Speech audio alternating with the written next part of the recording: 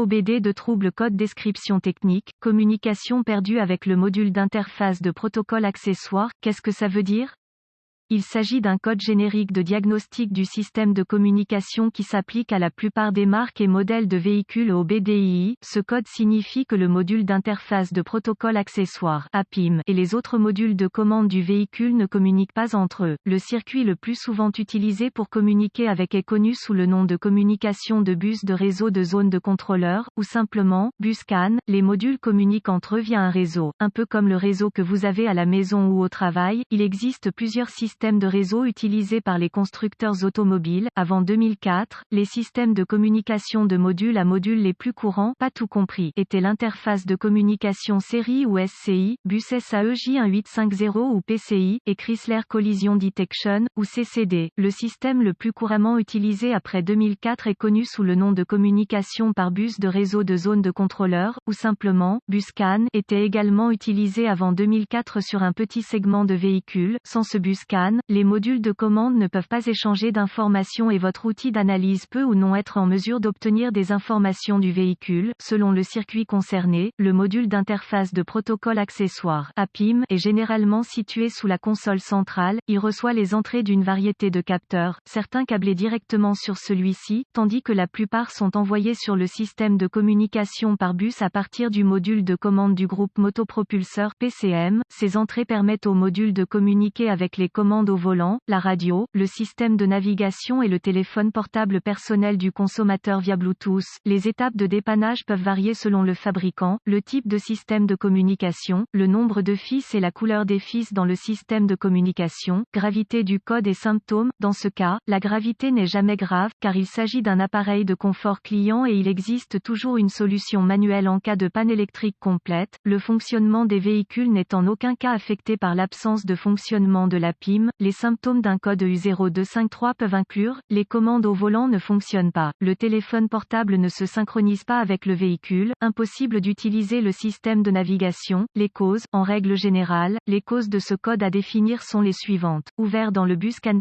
ou circuit, court-circuit à l'alimentation ou à la terre dans l'un des circuits du bus CAN, pas d'alimentation ou de mise à la terre au module APIM, rarement, module de commande défectueux, procédure de diagnostic et de réparation. Un bon point de départ pour tous les diagnostics électriques est de vérifier les bulletins de service technique (BST) pour votre véhicule. Le problème que vous rencontrez est peut-être connu d'autres personnes sur le terrain. Un correctif connu a peut-être été proposé par le fabricant et peut vous faire économiser du temps et de l'argent lors du diagnostic. Il est supposé à ce stade qu'un lecteur de code est à votre disposition, car vous avez pu accéder au code jusqu'à présent. Vérifiez s'il existe d'autres codes d'erreur de diagnostic liés à la communication par bus ou à la batterie, allumage. Si tel est le cas, vous devez d'abord les diagnostiquer, car un diagnostic erroné peut survenir si vous diagnostiquez le code U0253 avant que l'un des codes de base n'ait été soigneusement diagnostiqué et réparé. Si le seul code que vous obtenez d'autres modules est le U0253, essayez d'accéder à l'APIM. Si vous pouvez accéder au code à partir de l'APIM, alors le code U0253 est soit intermittent soit un code mémoire. En cas d'impossibilité d'accéder à l'APIM, le code U0253 que les autres modules définissent est actif et le problème est là maintenant. La défaillance la plus courante est un défaut de circuit qui provoque une perte d'alimentation ou de mise à la terre du module d'interface de protocole accessoire. Vérifiez tous les fusibles qui alimentent le module APIM sur ce véhicule. Vérifiez tous les motifs de l'APIM. Localisez l'emplacement des points de fixation au sol sur le véhicule et assurez-vous que ces connexions sont propres et serrées. Si vous le devez, retirez-les. Procurez-vous une petite brosse à poils métallique et une solution de bicarbonate de soude.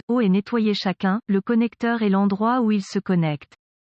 Si des réparations ont été effectuées, supprimez les codes de diagnostic de tous les modules qui ont défini le code en mémoire et voyez si vous pouvez maintenant communiquer avec le module APIM. Si la communication est rétablie avec l'APIM, les fusibles connexions étaient probablement votre problème. Si le code revient ou si la communication ne peut toujours pas être établie avec le module, localisez les connexions de communication du bus CAN sur votre véhicule, surtout le connecteur APIM, qui est généralement situé sous la console centrale. Débranchez le câble négatif de la batterie batterie avant de débrancher le connecteur de la PIM. Une fois localisé, inspectez visuellement les connecteurs et le câblage, recherchez les éraflures, les frottements, les fils dénudés, les brûlures ou le plastique fondu, séparez les connecteurs et inspectez soigneusement les bornes, les parties métalliques, à l'intérieur des connecteurs, voyez s'ils ont l'air brûlés ou ont une teinte verte indiquant la corrosion, utilisez un nettoyant pour contacts électriques et une brosse à poils en plastique si le nettoyage des bornes est nécessaire, laissez sécher et appliquez de la graisse électrique là où les bornes entrent en contact, avant de reconnecter les connecteurs à la PIM, effectuez ces quelques vérifications de tension, vous devrez avoir accès à un voltomètre numérique DVOM, vérifiez que vous disposez de l'alimentation et de la terre à la PIM, accédez à un schéma de câblage et déterminez où les principales puissances et masses entrent dans la PIM, rebranchez la batterie avant de continuer, la PIM étant toujours déconnectée, connectez le fil rouge de votre voltmètre à chaque alimentation B+,